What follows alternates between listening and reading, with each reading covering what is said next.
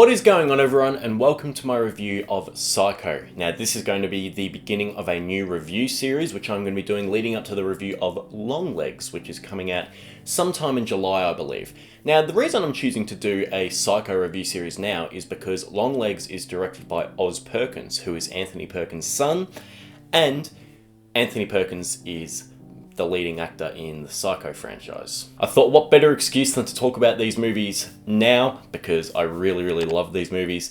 And this original film, it's no debate to say that it is one of the best films ever made. So Psycho was directed by Alfred Hitchcock. It was released in 1960, and it follows a woman named Marion Crane who takes a large sum of money from her employer in plans to start a new life with her soon-to-be husband. Unfortunately, when she's on the road and on the run, she stops by at the Bates Motel, where quirky owner Norman Bates lives there with his eccentric mother. Now, I'm sure the vast majority of you have already seen this film, but if you have not seen this film, click away, because I implore you to watch it.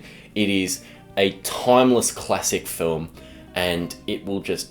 I don't think it's touchable. I don't think anything will come near this film ever again. There's nothing quite like it. It is one of my absolute favourites, and I cannot wait to talk about it. But really quick, if you haven't already, please consider subscribing to hear more from me. Check out a lot of my other stuff. I've got plenty of film reviews here as well, and I used to do a lot of Stephen King reviews actually as well. I just find films a far more easier format to discuss and put out a lot more content on. So check out all that. And also, hit the like button, comment, let me know why you love Psycho as well, or if you don't, I would be very interested to hear your thoughts. Anyway, let's get into this. So where do I even begin with this film? I feel like there's nothing that I can say about it that hasn't already been said before. But I'm going to start with the structure of this film and how revolutionary it was.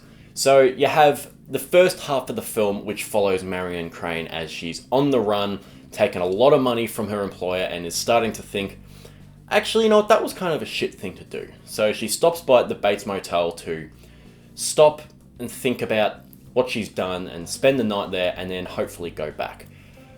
Now, while the film does frame this as though it is the leading plotline of the film, the iconic shower scene happens about halfway through the film, where Marion is stabbed to death in the shower. And it's just such a bizarre twist that films just hadn't done something like that before. There wasn't ever really a film, at least that I've seen from before that time, where all of a sudden the film shifts completely. It's kind of an omniscient perspective of the film. So you have this first half with Marion, then you have a fair chunk of it with Norman, and spliced through that you have with Detective Arbogast and with Marion's sister, Lila. It's a really engaging film that just takes you on these just different turns. So it's a very small film, like it doesn't really have many big locations or many characters even, but the plot is constantly engaging and it just keeps you thrilled and keeps throwing different curveballs at you that all really work. And even today, when I watched this film for the first time years ago, I was flabbergasted by it. Like, legitimately, I was like, holy fucking shit, I knew about the shower scene. I didn't realise it happened halfway in the movie. Jesus Christ, what's the rest of this movie going to be about? And speaking of that shower scene, how Alfred Hitchcock managed to create such a, at least for the time, disgusting and almost pornographic, as I said, for the time. Like, that was really groundbreaking. This film received an R rating because it was the first film to ever show a toilet. And you have this scene when Janet Leigh is nude in the shower, and Alfred Hitchcock does a great job at showing you just about everything he can without getting too gratuitous. And just the way that he frames this scene, it's very quiet. It's the running of the shower. It's that awesome shot that looks up into the shower head as the water just comes over and the sound just raises. The sound of the shower just really almost becomes like deafening white noise. And then you cut to this back angle shot of the shower, and through the shower curtain, you see this shadow coming through. And then the shower curtain pulls open and you see this figure of a woman just going to fucking town on her. And the use of blood, chocolate syrup, I think, was what they used for blood. and it looks really good. That's the clever tricks. Alfred Hitchcock decided to make this film black and white when he'd done plenty of films previous that were in colour. Really, really good creative choice there, and it still holds up. You can still watch it and be like, fuck, this shit's crazy. Bernard Herrmann's score is an all-timer. That sound has just become ingrained in pop culture.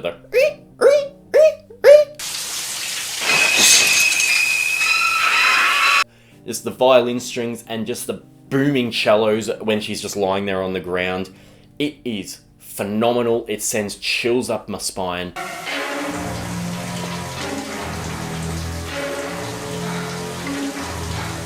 And every other bit of the score in this film too is great as well. There's almost like a kind of a chase, escape kind of vibe with the score when she's on the run in the first act of the film, and then it just becomes very brooding and menacing after that shower scene. It is fantastic. This is also one of the most groundbreaking films for horror as well.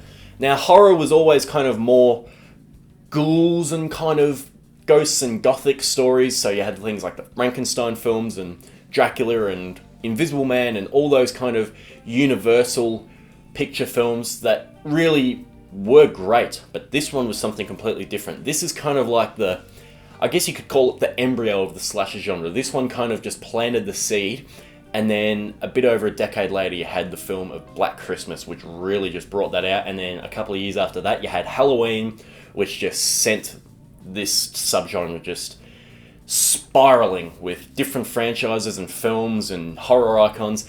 This is the film that planted that seed, and it is such a good film for that. But I also do think that calling it a slasher is misleading, because there aren't really that many kills in this film. You obviously have Marion Crane in the shower, you have Detective Arbogast in that awesome sequence when he's falling down the stairs. That's a really creative shot. And then you have a couple of off-screen kills, like Mother and her new husband, but then that's about it. Like, it is really, really subdued, and you never once feel like this film's lacking anything, because it provides so much on top of the iconic kills. The performances all across the board are fantastic. I don't think it's aged at all. I think everyone still speaks relatively normal. Like, you don't have people with their big fucking cigars and monocles. And Anthony Perkins as Norman Bates, one of the best performances of all time. This is a person who is sick and twisted and fucked up and just beaten down, and he's still a child at heart. He's still under the wrath of his mother. He's not an adult at all. He's just a broken down, beaten child who really, really nails that. He's got a kind of shyness and quirkiness about him. He kind of stutters in parts when he shouldn't really be. Like just random conversations, he kind of sounds like he's panicking, but that's just, it makes him suspicious. But then you also just think about, okay, this is who he is. He's living at this old house, just isolated from the rest of the world. He doesn't really come into contact with humans that much. So it's a really good, layered performance.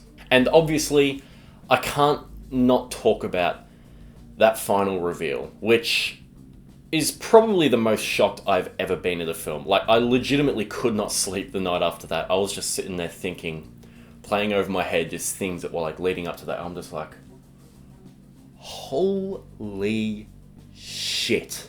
You got that really intense scene where Lila runs into the Bates house and she's like hiding under the stairs and Norman's there and he's running around trying to find her, and one thing that's always stuck with me is she's holding onto like the bars underneath the stairs looking out, and then she realizes her fingers are out, so she just jumps her fingers back. It is just heart pounding and so intense, and Hitchcock directs it so well. He knows exactly where to place the camera so that you can see Lila standing there, and you can also see Norman and where he's going and where he's looking, and does he see her, does he not, and then he runs up the stairs, and then you just get that scene in the fruit cellar when she goes down and she finds the mother and she wants to talk to her, and then she just taps her on the shoulder, and then all of a sudden the swirly chair just comes around.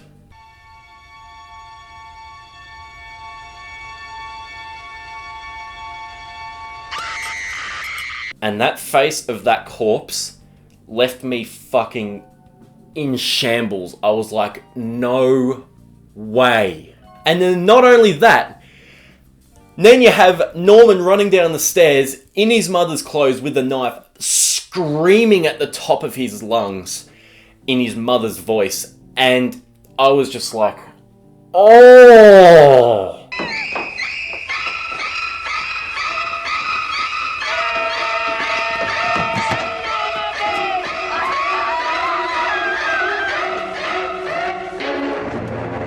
It's giving me chills just thinking about it. I will never forget watching this for the first time. It is one of the greatest twists of all time. Probably my favourite twist ending ever. Probably always will be. And just the score, again, it goes kind of... It has that same shallow hit that dun dun. It has that. And then on top of that, you have the light that she's knocked, and the lighting just goes backwards and forwards and swirling around the room. And then the violins start going...